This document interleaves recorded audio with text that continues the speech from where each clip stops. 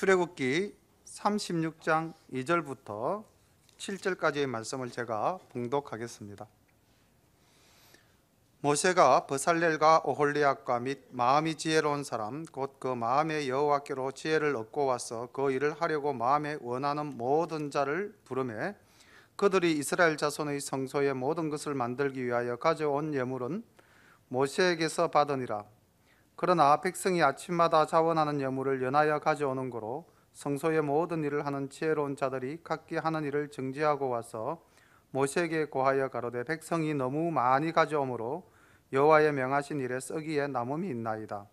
모세가 명을 내리매 그들이 진중에 공포하여 가로되 물론 남녀하고 성소에 드릴 예물을 다시 만들지 말라 하매 백성이 가져오기를 정지하니 있는 재료가 모든 일을 하기에 넉넉하여 남음이 있었더라.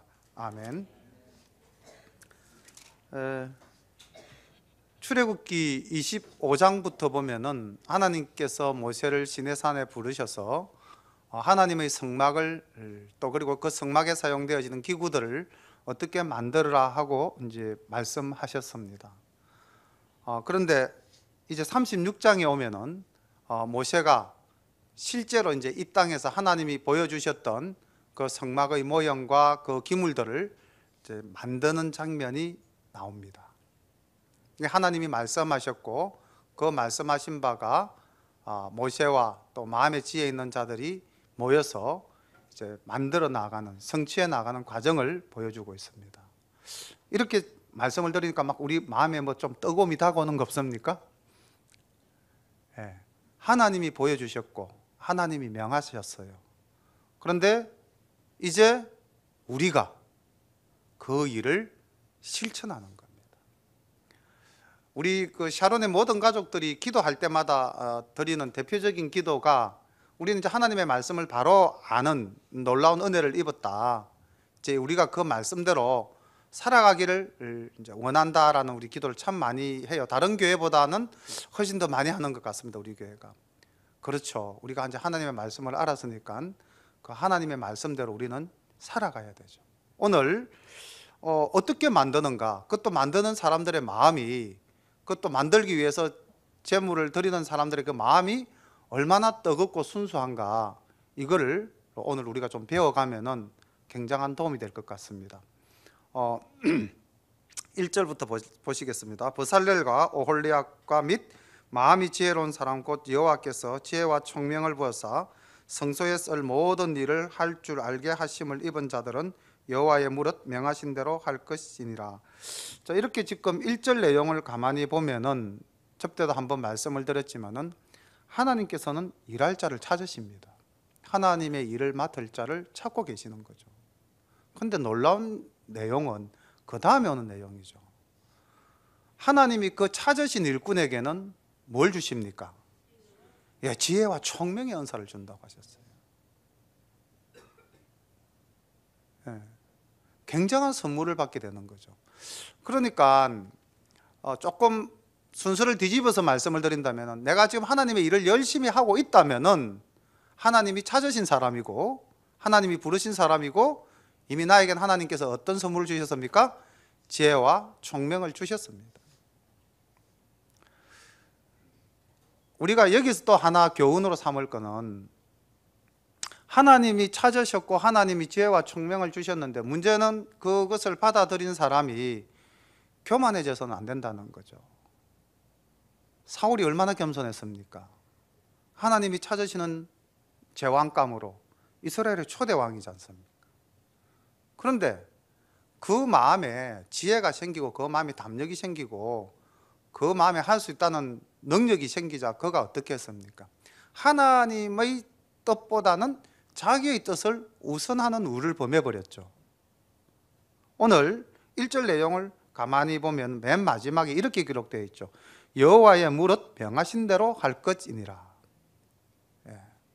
우리가 하나님의 일을 할 때에 어떠한 마음가짐, 내가 가진 능력과 내가 가진 힘을 가지고 내 생각대로 내 뜻대로 할 것인가, 아니면 이게 하나님의 뜻대로 하는 것인가를 늘 우리가 반문하고 점검해 봐야 될 것입니다.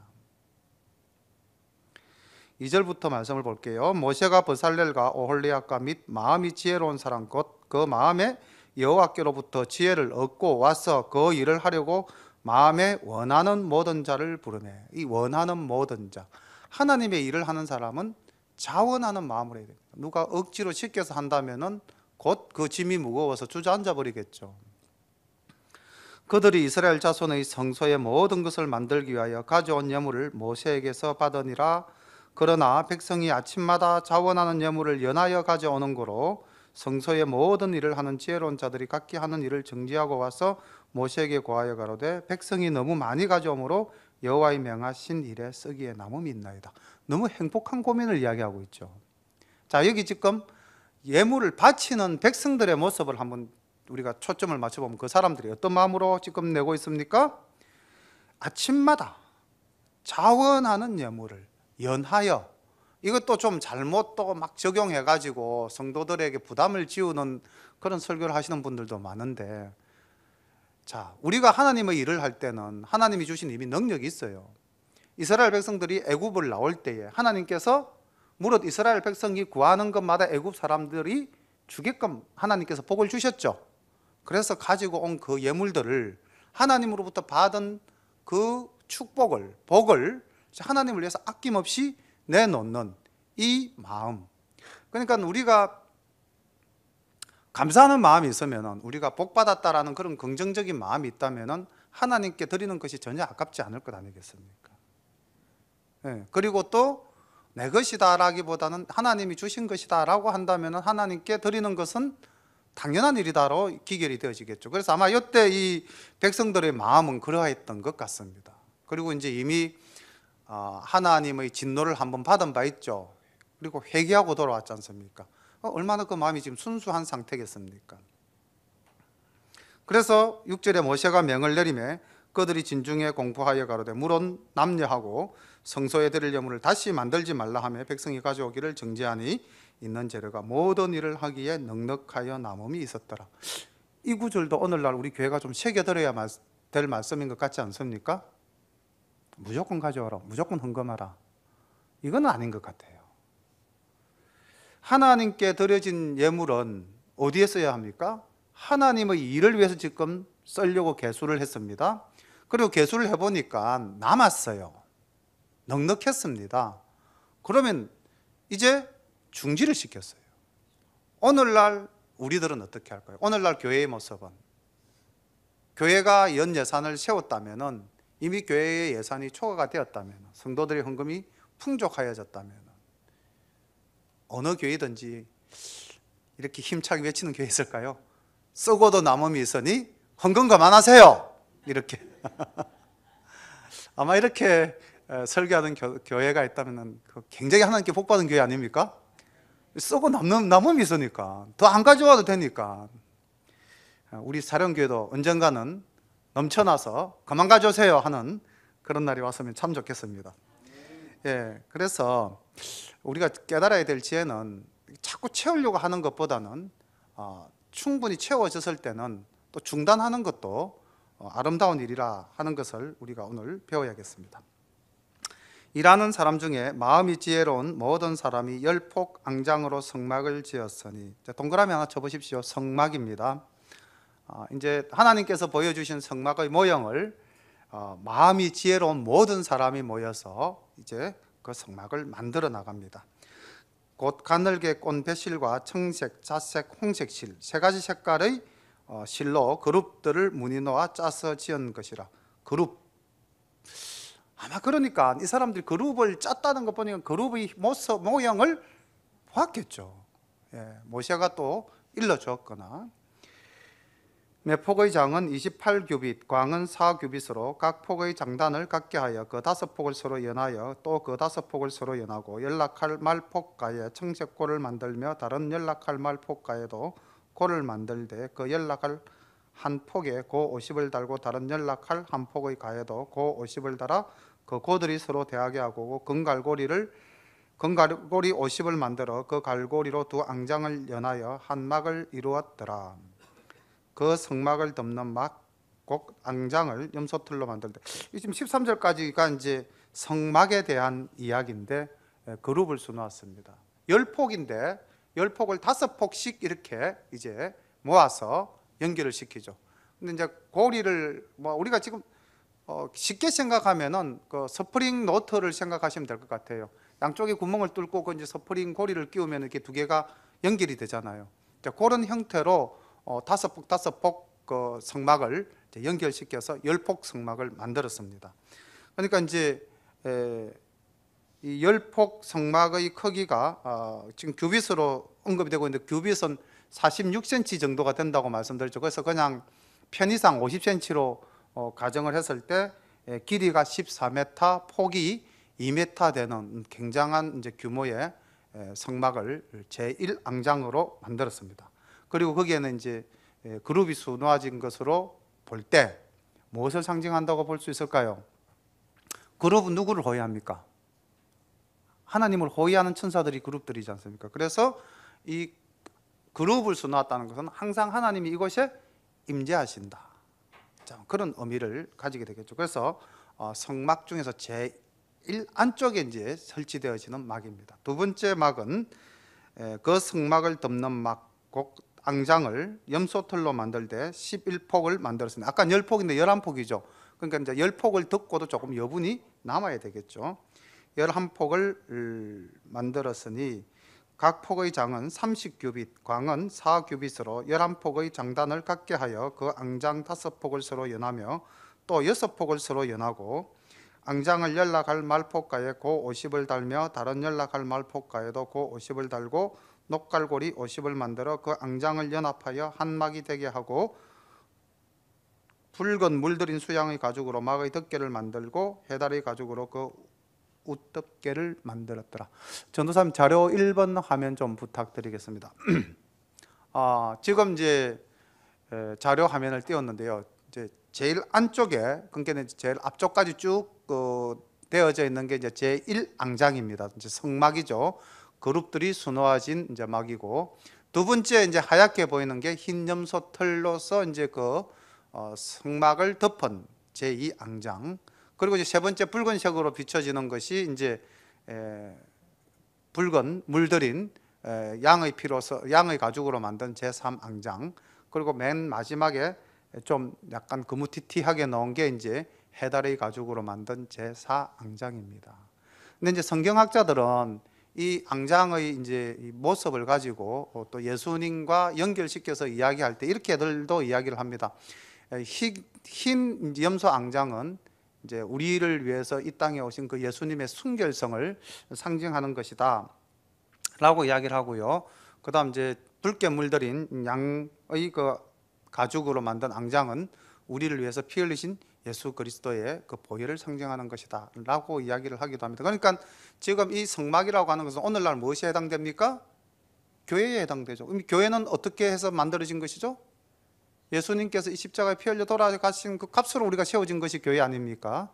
자, 그렇게 연결되면 현대 교회와 예수님과 성막 이렇게 연결시켜 본다면은 저 막들의 의미를 또 그렇게 해석해낼 수도 있을 것 같습니다. 그렇게 해서 이제 그 겉에 맨 마지막 해달 가죽은 사막의 그 사나운 모래바람을 이겨내야 되니까 이제 아무래도 좀 내구성이 강한 그런 것으로 이제 만들었겠죠. 이렇게 해서 이제 앙장의 모습들, 성막의 모습을 봤습니다. 그다음 판 구조물을 한번 보겠습니다.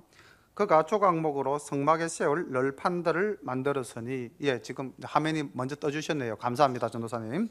보시면 조금 더 이해가 빠르실 겁니다. 이렇게 널판들을 쭉 연결시켜서 이제 털 구조물을 만드는 겁니다. 그것에 대한 지금 말씀입니다.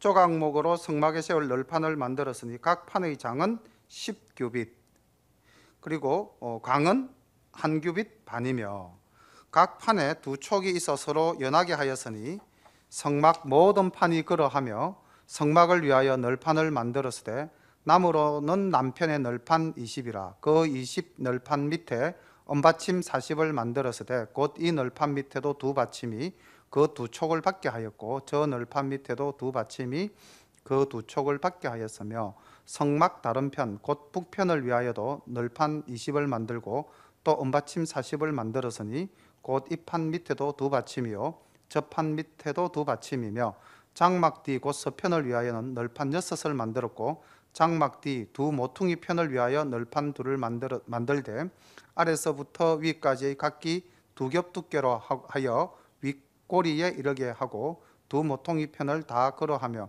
그 널판은 8비요 그 받침은 은받침이 16이라. 각 널판 밑에 둘씩이었더라. 그가 또 조각목으로 띠를 만들었으니 곧 성막 이편 널판을 위하여 5이요 성막 저편 널판을 위하여 5이요 성막 뒤 곧 서편 널판을 위하여 5이며 그 중간 띠를 만들되 널판 중간 이 끝에서 저 끝까지 미치게 하였으며 그 널판들을 금으로 싸고 그 널판에 띠를 꿰 금고리를 만들고 그 띠도 금으로 쌌더라.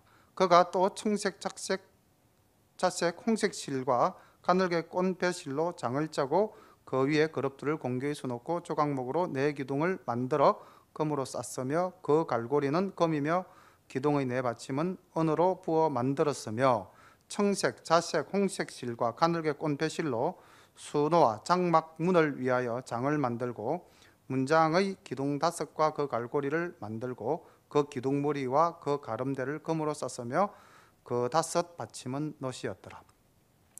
지금 이제 아까 띄워주셨던 자료 2번 화면을 보시면은 이제 널판을 가지고 판 구조물을 만든 것을 볼 수가 있습니다. 이 널판이 이제 한 규빗 반이라고 했으니까 총 20조각이면은 30규빗이 되죠, 그죠? 그럼 30규빗이면은 약 12m. 그러니까 이 성막의 전체 길이가 15m. 그럼 폭은 아까 이제 8조각이 들어간다고 했으니까 약 12규빗. 그래서 한 6m 정도 되는 그런 거대한 판 구조물입니다. 그리고 이제 저 성막을 판을 받치는 밑에 은받침대가 있고 그다음 판과 판을 연결시키는 띠가 있다고 되어 있죠, 그죠? 그래서 가로로 가로질러 이렇게 횡목을 받쳐서 띠와 띠가 그 널판과 판이 이제 연결되게끔 하는 그런 형식을 취하고 있습니다. 그리고 이제 그 성경 말미에 장이 2개가 나오는데 하나는 지성소와 성소를 구별하는 휘장입니다. 그게 이제 35절에 나오는데 보십시오. 지성소와 성소를 구별하는 휘장의 특징은 뭡니까? 그룹을 수놓았다라고 기록되어져 있습니다. 그렇죠? 그리고 이제 이 뜰에서부터 성소로 들어가기 위한 그 이제 성막의 그 첫 입구에 해당하는 휘장은 37절에 나오는데 일반적인 수를 놓아서 구별을 하고 있죠. 그래서 지성소는 이제 어떻게 보면 아까 그 전체적인 그 그룹의 형태를 짠 제1앙장이 물론 밖으로 비춰져 있지만은 내용상으로 본다면 지성소 안은 사면이 전부 다 무엇으로서 감싸져 있습니까? 그룹들로 수놓아진 막으로 이제 감싸져 있는 거죠. 그렇게 이제 이해를 하시면 성소의 기본 털이 어떻고 그 위에 덮은 막이 어떻다. 이제 외형은 충분히 이해가 되죠. 자료 화면 1번을 다시 한 번 더 보여주시면은 이제 이게 성소의 이해가 되어지는 모습이 될 것 같습니다. 저 가운데에 이제 지성소와 성소가 구별되어져 있다. 이렇게 보시면 되겠습니다. 37장 이렇게 이제 지성소와 성소, 즉 성막이 이제 완성되면 그 안에 들어가야 될 기물들을 이제 하나님께서 보여주셨죠. 그 보여주신 대로 기물을 만드는데 이제 이 기물들이 만들어진 순서가 가만히 보면은 지성소로부터 성소, 성소로부터 뜰 이렇게 해서 이제 안으로부터 밖으로 배치되어지는 성물들이 하나씩 소개가 되고 있는데 지성소에 있었던 성물은 딱 하나죠. 뭡니까? 우리 지난번에 하나님이 가르쳐 주실 때 배웠잖아요. 출애굽기 25장에서. 예, 법궤죠. 그런데 이제 법궤의 이제 그 뚜껑 부분에 해당되는 말은 또 하나님께서 따로 어떻게 모양을 하나 만들어 보여주시고 그것을 뭐라고 이름하였습니까? 우리 찬송가 노목사님 좋아하시는 찬송가 제목 있잖아요. 시연소, 속죄소. 그래서 이제 이 법궤와 속죄소에 대한 이야기가 나오고 있습니다. 37장 1절 보겠습니다. 버살렐이 조각목으로 궤를 만들었으니 장이 2규빗 반, 광이 1규빗 반, 고가 1규빗 반이며 정금으로 안팎을 싸고 윗가로 돌아가며 금태를 만들었으며 금고리 넷을 부어 만들어 4발에 달았으니 곧 이편 두 고리요 저편에 두 고리며 조각목으로 채를 만들어 그물로 싸고 그 채를 궤 양편 고리에 꿰어 궤를 매게 하였으며 정금으로 속죄소를 만들었으니 장이 2규빗 반, 광이 1규빗 반이며 금으로 그룹 둘을 속죄소 양편에 쳐서 만들었으되 한 그룹은 이편 끝에 한 그룹은 저편 끝에 곧 속죄소와 한 덩이로 그 양편에 만들었으니 그룹들이 그 날개를 높이 펴서 그 날개로 속죄소를 덮으며 그 얼굴을 서로 대하여 속죄소를 향하였더라. 지금 이미 또 화면이 떠가지고 있네요. 감사합니다. 빨리 떼어주셔서. 이게 이제 뭐 정확한 모형이라고 우리는 말을 할 수가 없어요. 남아있질 않으니까요. 근데 성경 말씀을 바탕으로 미루어서 이제 재구성했을 때 밑에 있는 부분이 이제 법궤죠. 그리고 이제 채와 고리 이렇게 될 거고요. 그 위에 있는 게 이제 시연소, 뚜껑 부분이 이제 시연소인데 속죄소죠. 그리고 이 속죄소는 무엇을 의미할까요? 속죄소는 하나님이 임재하시는 장소죠. 우리의 허물을 씻어주시기 위해서 하나님께서 그 드린 제사를 연납하셨다는 증거로 임재하실 때에 바로 이 속죄소에 이제 임하신 겁니다. 그리고 하나님이 임하시는 곳이니까 아까 말씀드렸다시피 사면이 이제 그룹들로 수놓아진 막으로 형성되어져 있고요. 자, 이 속죄소 위에 이제 그룹들이 날개를 펴고 있는데 이제 이게 금으로 쳐서 만들었다고 그러니까 아마 통으로 이렇게 만들지 않았나라는 생각이 듭니다. 길이가 1m 25cm, 높이가 75cm, 그리고 넓이 폭도 75cm 되는 그러한 법궤의 모형물이었습니다. 10절 말씀 봅니다. 그가 또 조각목으로 상을 만들었으니 장이 2규빗, 강이 1규빗, 코가 1규빗 반이며 정금으로 싸고 윗가로 돌아가며 금태를 둘렀으며 그 사면에 손바닥 넓이만한 턱을 만들고 그 턱 주위에 금으로 태를 만들었고 상을 위하여 금고리 넷을 부어 만들어 네 발 위 네 모퉁이에 달았으니 그 고리가 턱 곁에 있어서 상을 매는 채를 꿰게 하였으며 또 조각목으로 상 맬 채를 만들어 금으로 쌌으며 상 위의 기구 곧 대적과 숟가락과 잔과 붓는 병을 정금으로 만들었더라. 자료화면 부탁드리겠습니다. 속죄소 다음 진설병을 놓는 이제 떡상이죠. 지난번에도 이제 보셨겠지만은 이 떡상에는 몇 개의 떡이 올라간다 그랬죠?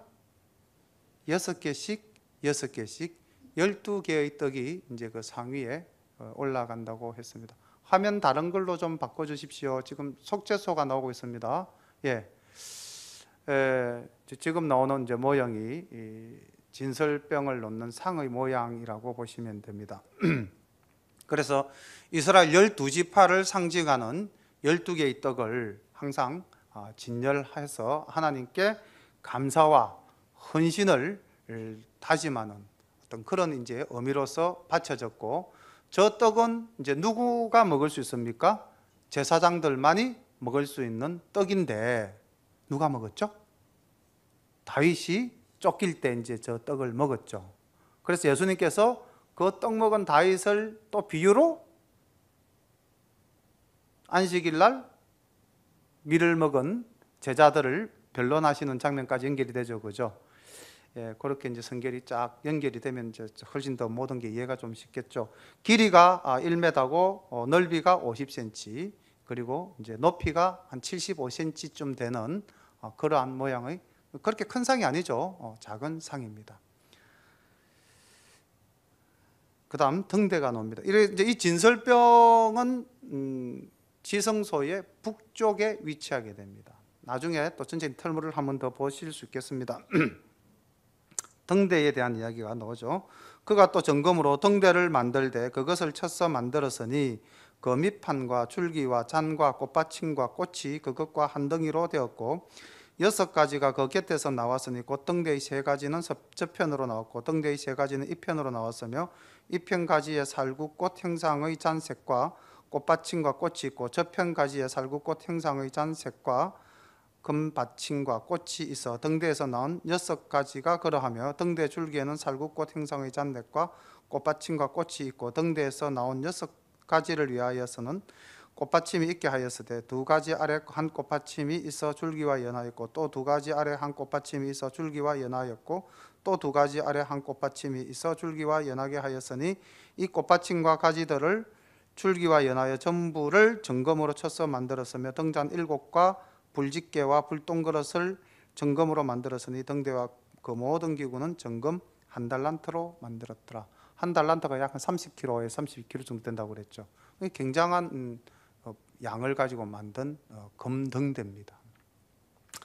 지금 이제 이 등대가 모두 몇 개입니까? 등을 켤 수 있는 대가 7개죠. 우리 요한계시록에 보면은 예수님께서 7 교회와 7 촛대를 들고 나오시죠. 예. 그렇게 본다면 또 등대가 왜 7이었을까? 이 7은 이제 성경에서 뭐 완전수를 의미한다고 이야기하기도 하죠, 그죠? 그래서 이 등대는 이제 성소를 밝히는 기능을 하고 있습니다.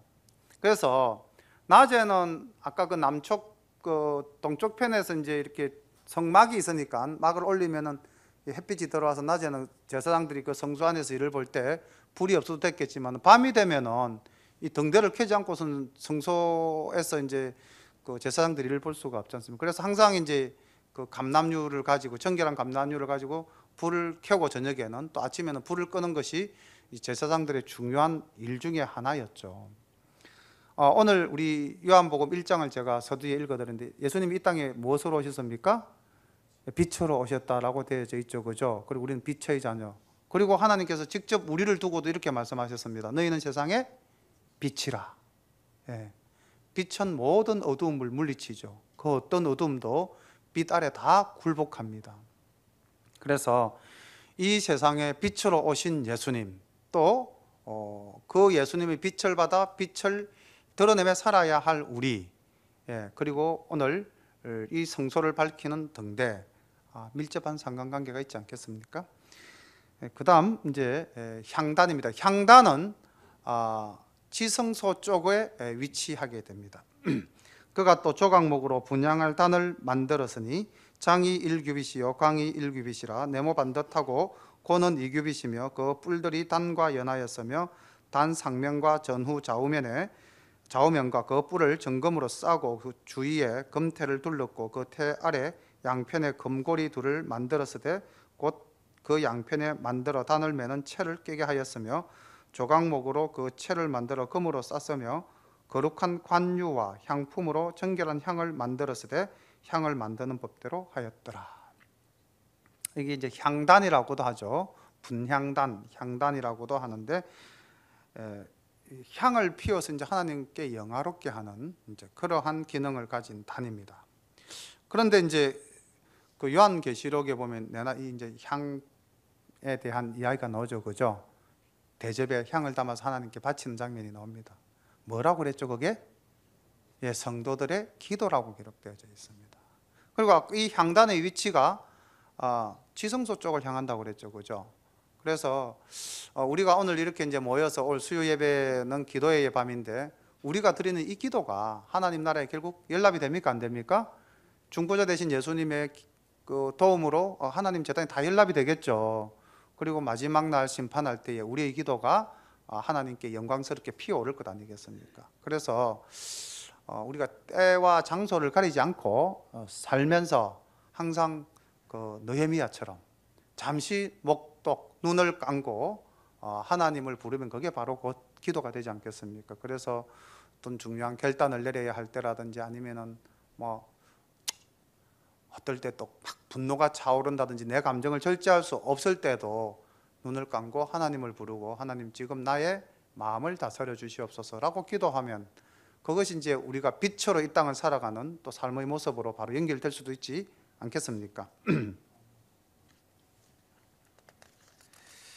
38장에 가면은 이제 지성소와 이제 성소 안에 이제 위치할 성물들이 나왔고요. 이제는 이제 그 성소 밖, 이제 쉽게 말하면 뜰이죠. 회막 안 뜰에 놓여질 도구가 2가지가 있는데 무엇과 무엇일까요?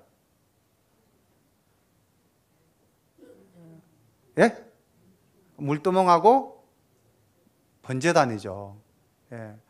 이제 번제단과 물두멍도 우리가 이게 어떤 의미를 가지고 있을까, 또 이것들이 우리의 신앙생활에 어떠한 교훈을 주는가 한번 또 생각해 보았으면 좋겠습니다.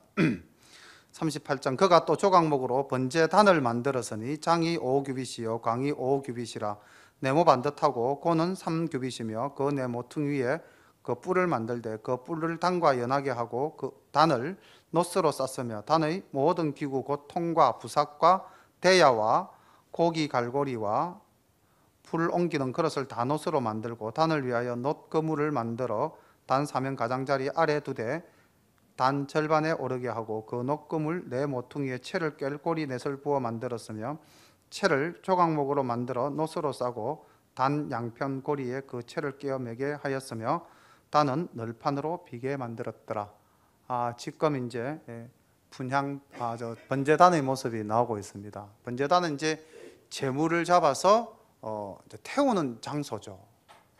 그 제물을 잡아서 태운다는 것은 뭘 의미하는 걸까요?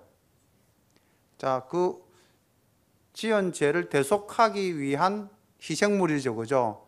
그 희생물을 잡아서 하나님께 드림으로써 우리가 하나님으로부터 제사함을 받고 죄인 되었던 우리가 이제 하나님과 화목하는 그런 의미를 가지고 있죠. 그래서 이게 이제 제사장이 이제 성소 안에 들어가기 전에 사실은 행하여야 될 일이죠. 이 번제단에서 제물을 잡는 일은. 그럼 오늘날 우리가 신앙생활하는 우리가 이제 교회에서 예배를 드린다고 했을 때에 과연 이것은 어떻게 우리가 해석을 해야 할 것인가?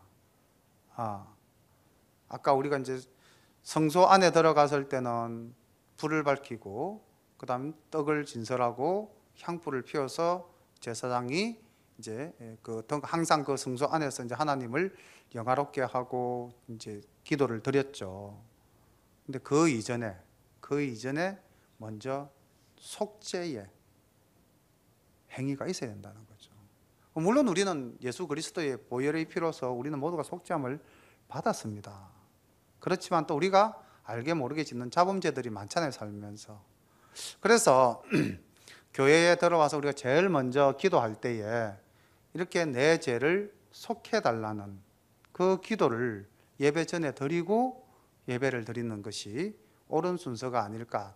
자녀들을 집에서 교육을 할 때도 교회에 가서 제일 먼저 교회 가면 그냥 떠들고 장난치고 놀지 말고 제일 먼저 기도부터 하되 하나님 오늘 우리가 많은 죄를 짓고 이 자리에 왔지만은 예수 그리스도의 보혈로 정결케 되어서 이 시간 하나님과 인격적인 만남을 이루는 그런 아름다운 시간이 되기를 간절히 소망합니다라는 기도를 드릴 수 있도록 자녀들을 교육시키는 것도 부모로서 아름다운 신앙교육이라고 생각이 되어지고 번제단이 오늘날 우리에게 주는 교훈이 아닐까라고 생각을 해봅니다. 8절에 물두멍에 대한 이야기가 나오는데 굉장히 아름다운 이야기가 이 안에 있죠. 어떤 아름다운 이야기가 있나요?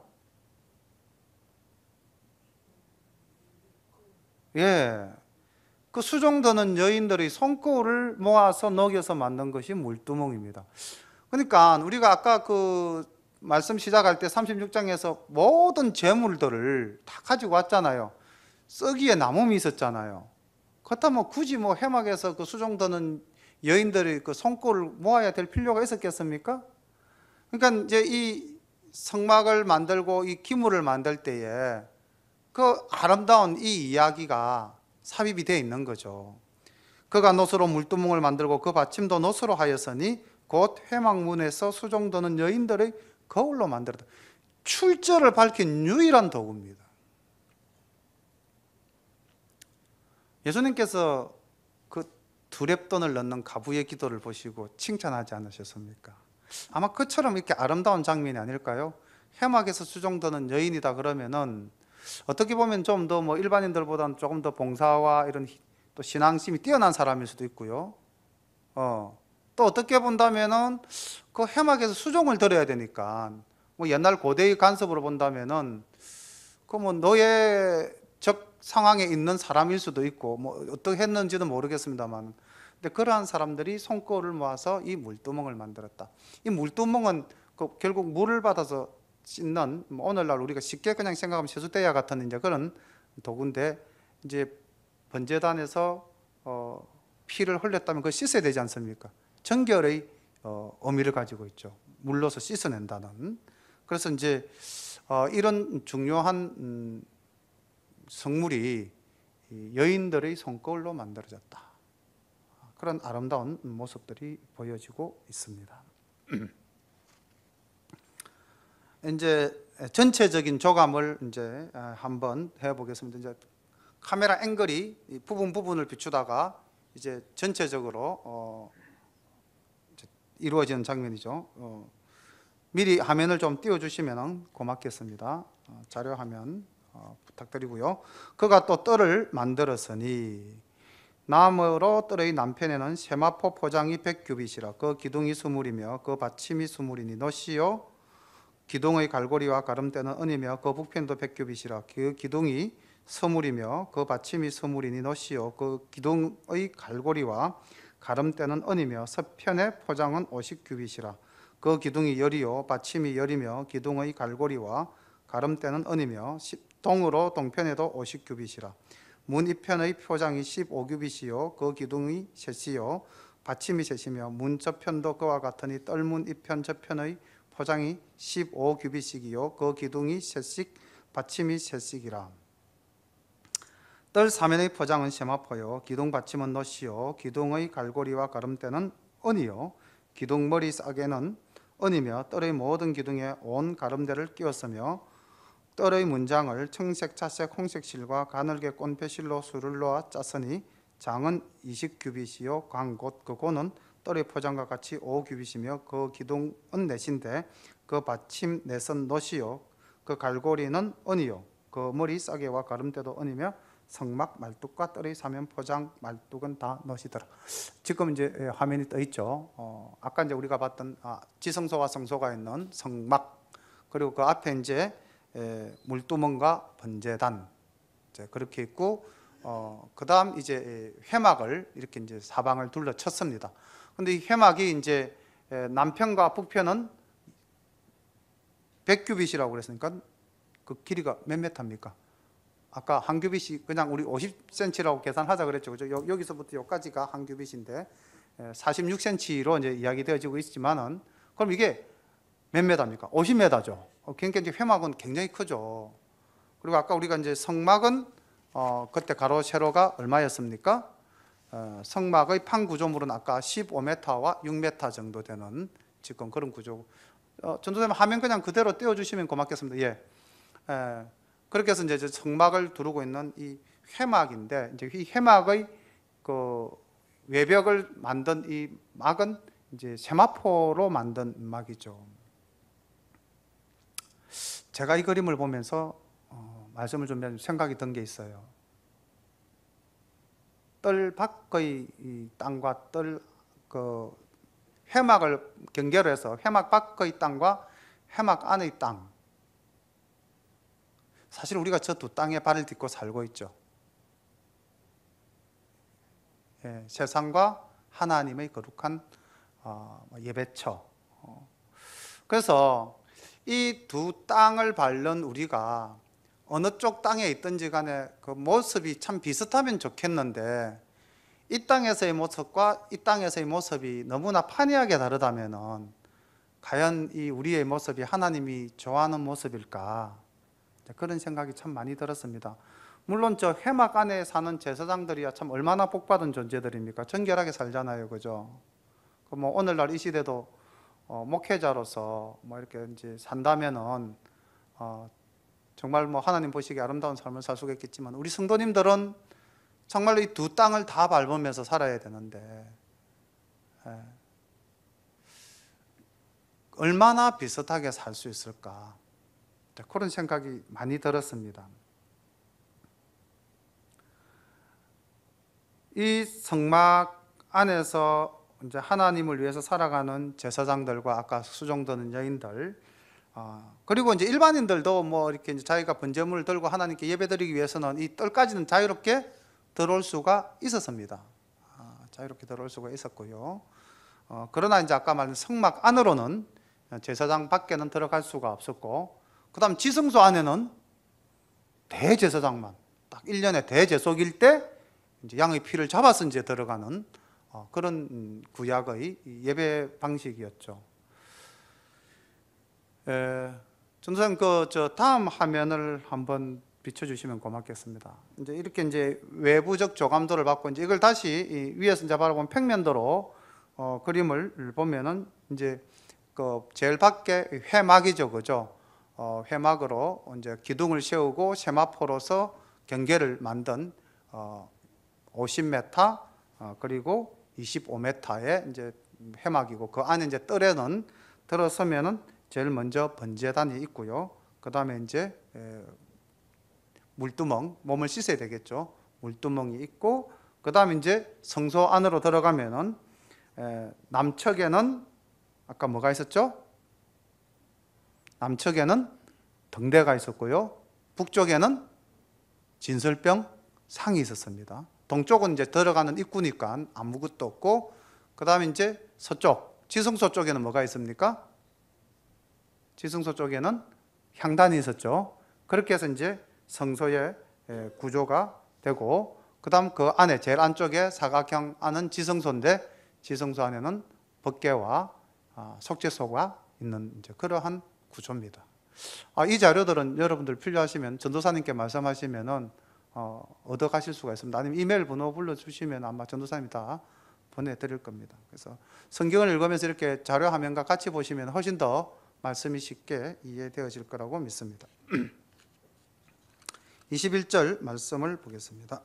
성막 곧 정거막을 위하여 레위 사람의 썬 재료의 물목은 제사장 아론의 아들 이다말이 모세의 명대로 계산하였으며, 유다 지파 홀의 손자요 우리의 아들인 브살렐은 여호와께서 모세에게 명하신 모든 것을 만들었고, 단 지파 아이사막의 아들 오홀리압은 그와 함께 하였으니, 오홀리압은 재능이 있어서 조각하며 또 청색, 자색, 홍색실과 가는 배실로 수놓은 자더라.